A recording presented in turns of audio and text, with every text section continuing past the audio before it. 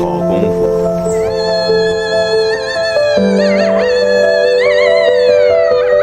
Seorang pendekar tangguh dari perguruan bela diri ternama muncul sambil membawa sebuah peti mati. Tak disangka, ia adalah buronan paling dicari dan berbahaya, sehingga seluruh pendekar dari berbagai penjuru dikerahkan, bahkan dibayar mahal hanya untuk membunuh dan membawa jasadnya. Mengapa ia begitu diburu? Inilah kisah selengkapnya. Di sebuah keluarga bangsawan, terdapat 3 bersaudara yang hidup dalam kerukunan dan keharmonisan. Anak pertama bernama Shen Yi, kedua adalah Long Buran, dan si bungsu bernama Ye Liang. Ketiganya memiliki sifat dan karakter yang berbeda. Hingga sampai pada suatu hari, kedamaian pun berubah menjadi permusuhan hanya karena rakusnya salah satu dari mereka. 师兄，你就别装了。哟，他可真偏心呐、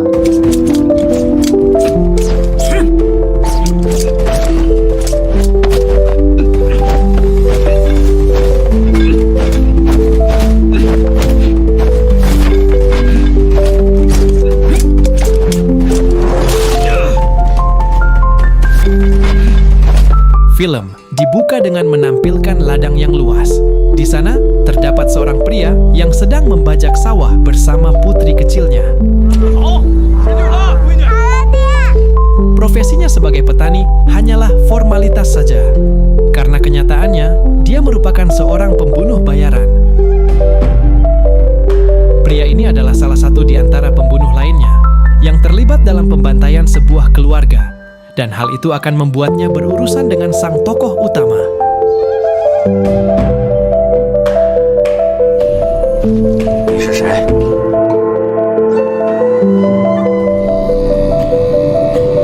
会同山庄。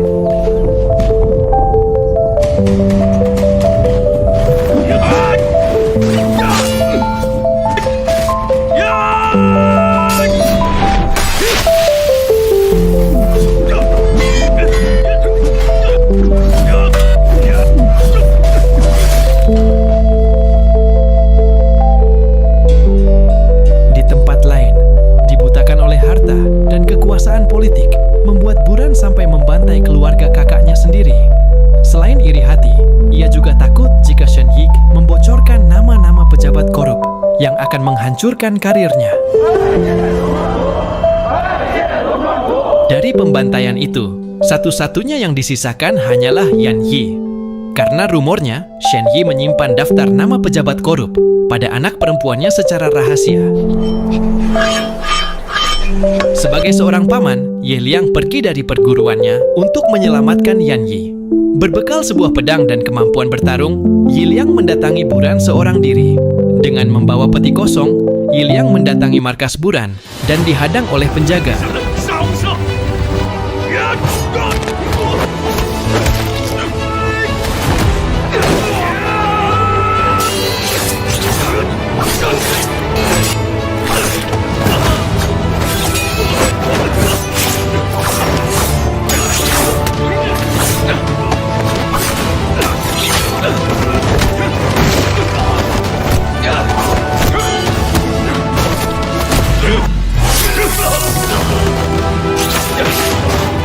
Sehabis melewati sejumlah penjaga, Ye Liang masih harus dihadapkan dengan beberapa petarung lainnya. Kali ini, ia tidak peduli dengan saudara atau siapapun. Perbuatan Buran dianggap telah melewati batas dan tidak berperi kemanusiaan. Dan inilah yang terjadi. 背信弃义者。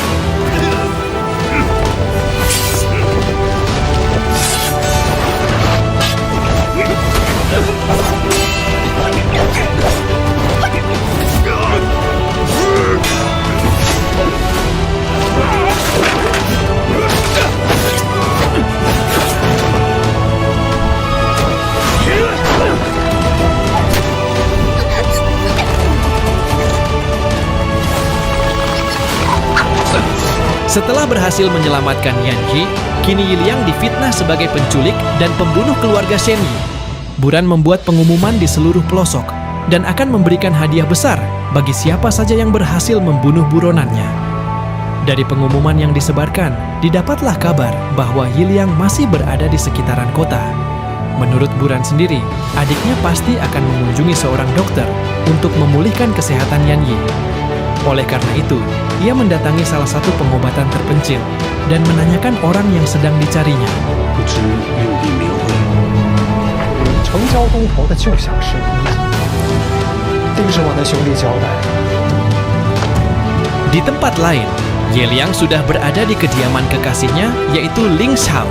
Walaupun keadaannya terlihat aman, Yiliang dan Yan Yi tidak bisa berlama-lama di sini, karena mau bagaimanapun, Buran pasti akan menemukannya.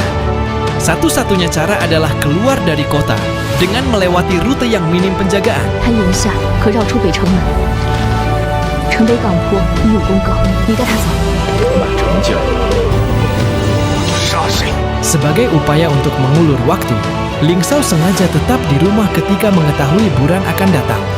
Ia bersikap seperti biasa dan menjamu Buran selayaknya tamu. Namun tanpa disadari oleh Ling Xiao, Buran menaruh racun yang akan membuatnya menjadi lemah. Pencarian masih terus dilakukan. Buran menjadikan Ling Xiao sebagai umpan dan peringatan kepada penduduk setempat.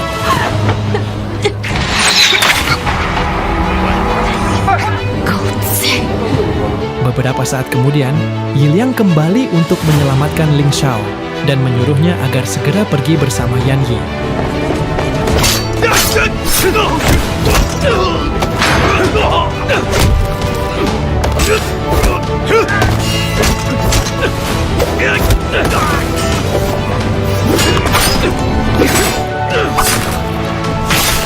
Ketika masih dalam pelarian, seorang wanita mengejarnya dan menemukan mereka.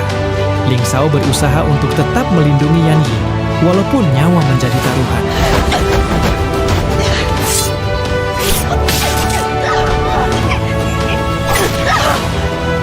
Saat itu, Yiliang pun datang. Ia berhasil menghabisi wanita tersebut, namun terlambat untuk kembali menyelamatkan kekasihnya. Di lain tempat, sebagai pemimpin balai kota, Buran semakin angkuh dalam memerintah. Ia tidak segan-segan menghabisi siapapun yang berbeda pendapat dengannya. 你说什么？ 别想在我家大人这边谋出路了！ Pencarian dan penjagaan terus ditingkatkan guna mencegah Yiliang melarikan diri. Bahkan sekarang, hadiah diperbesar menjadi 2 kali lipat. 黄金万两。 Seperti layaknya film John Wick, kini Yiliang menjadi manusia paling diburu. Para pembunuh bayaran dari berbagai tempat saling berlomba untuk mendapatkannya.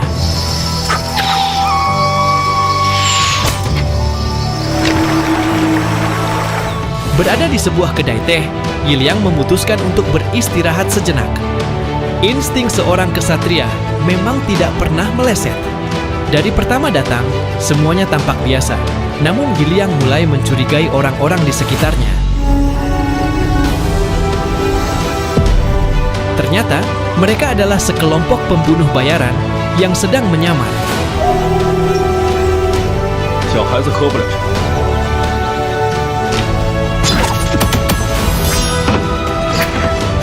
Dengan sigap, Yiliang menghunus pedangnya dan menghabisi mereka satu persatu.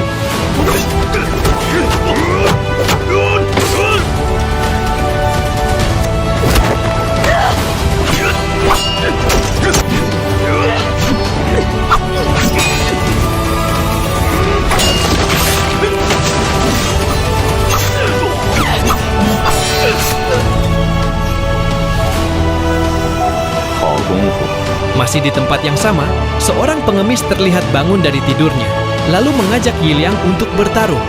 Yiliang yang tidak punya banyak waktu, hanya mengabaikannya dan segera pergi. Namun inilah yang terjadi.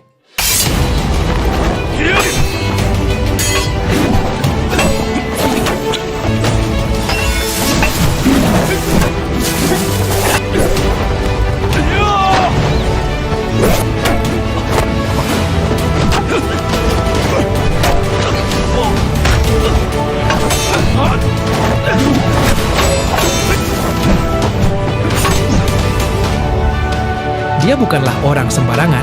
Pengemis ini adalah Li, seorang ahli bela diri dengan kemampuan tingkat tinggi. Semenjak kehilangan anaknya, hidup Li menjadi berantakan dan dipenuhi rasa bersalah. Karena itulah, dia tidak mau menghabisi Ye Liang yang sedang melindungi seorang anak kecil. Dia lebih memilih membiarkannya dan akan pergi menemui Buran. Ketika sedang menemui Buran, ia tewas oleh Wang Bu hanya dengan menunjukkan sebuah mainan anak kecil. Sehebat apapun kemampuannya, Li akan menjadi lemah jika dihadapkan oleh hal yang berkaitan dengan anaknya. 这是江湖前妻，这是江湖地契啊！叶良岂能是？ Dari beberapa pembunuh bayaran yang disewa, tidak ada satupun yang berhasil menandingi Yi Liang. Lalu, Buran pun mengandalkan Wang Bu untuk mendapatkan keinginannya.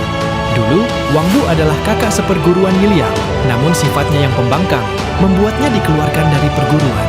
Kali ini, ia memiliki niat jahat dan licik demi mendapatkan hadiah yang besar. Salah satu keahlian Wang Bu adalah menyamar dan membuat racun yang sangat mematikan. Dengan keahliannya itu, ia mulai mengelabui gurunya, bahkan melemparkan racun. 想您了呗？到底想干什么？真让我老眼昏花了。 Racun yang digunakannya kali ini dapat menyebabkan kerusakan pada usus dan akan membunuh korbannya secara perlahan. Wang Bu sudah tahu Yi Lian pasti akan datang ke rumah gurunya, dan itulah waktu yang tepat untuk menghabisinya. Singkat cerita, Yi Liang pun tiba di kediaman gurunya. 这是我儿时隐居的地方。 哪家的小丫头？ 师傅， Sebagai murid, tentu sudah biasa baginya untuk menyajikan makanan. Namun, saat itu tingkah sang guru seperti tidak biasa, hingga membuat Yi Liang mulai mencurigainya.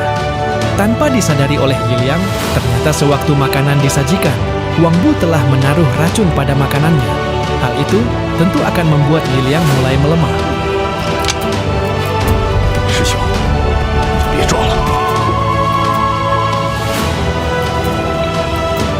哟，他可真偏心呐、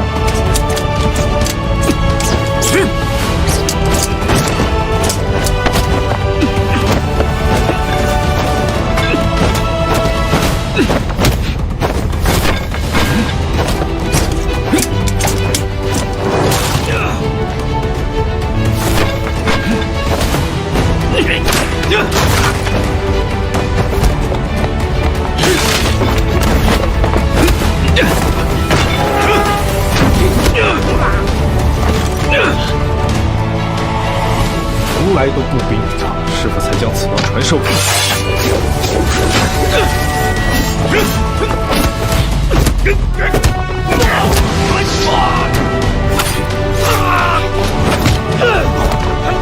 Ketika sedang melarikan diri ke hutan, Wang Bu kembali menghentikan langkah mereka. Di sini, Wang Bu hanya meminta Yi Liang untuk menyerahkan pedangnya saja, karena dengan racun juga sudah cukup untuk membunuh korbannya. 别让师兄断掌。 Sebelum pergi, Wang Bu melemparkan pisau yang membuat mereka berdua terjatuh ke jurang. Wang Bu yang sudah kembali, kemudian menyerahkan pedang Yi Liang sebagai bukti bahwa ia telah membunuhnya. Buran terlihat senang mendengarnya, lalu ia mengajak Wang Bu untuk makan bersama. Nampaknya, Wang Bu tidak lebih pintar dari Buran. Ia tidak sadar jika minuman yang dituangkan adalah racun. Scene ini menjadi pelajaran. Jika ingin kaya, maka jangan terlalu percaya kepada manusia. Apapun itu, tetaplah sedia payung sebelum hujan.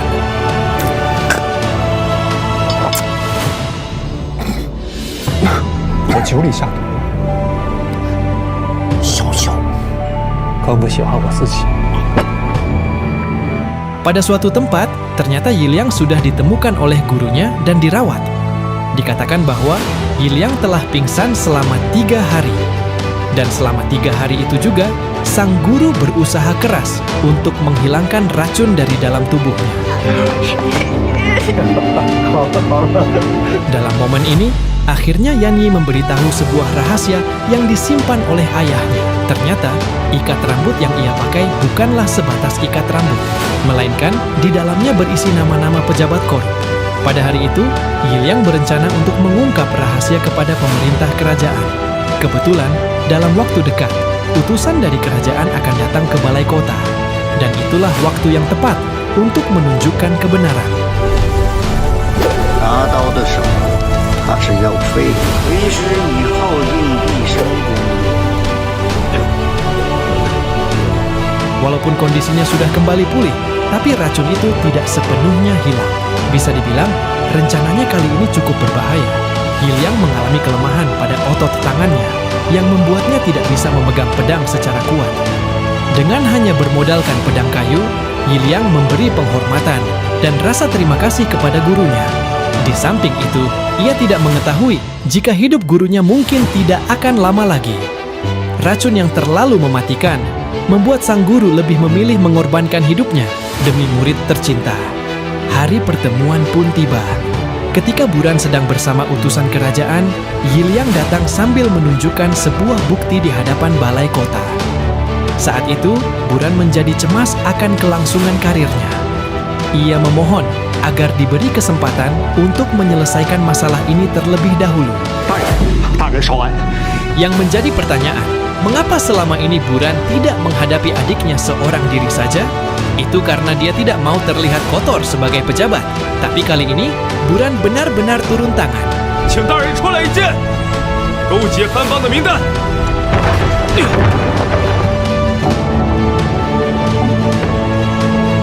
是官司。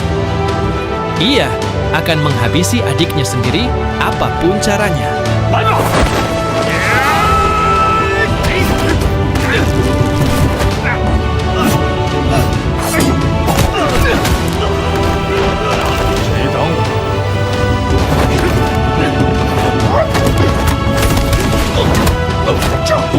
Ketika dalam pertarungan, ia berhasil mendapatkan pedangnya kembali. Selama pertarungan berlangsung, Yiliang tidak sepenuhnya menggunakan keahlian bela diri yang dimiliki. Ia sadar akan kelemahannya. Oleh karena itu, Yiliang menggabungkan sebuah teknik dari gurunya dalam menghadapi tipe petarung seperti Buran.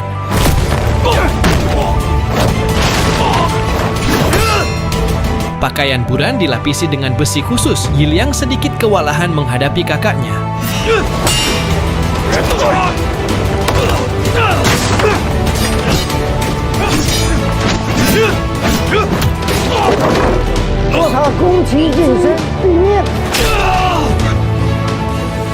Misi telah diselesaikan. Walaupun catatan rahasia gagal terungkap, tetapi setidaknya Yiliang telah menyingkirkan salah satu pejabat kejam yang meresahkan. Yiliang pun kembali menemui Yan Yi dan memberikan penghormatan terakhir kepada gurunya yang sudah tak bernyawa.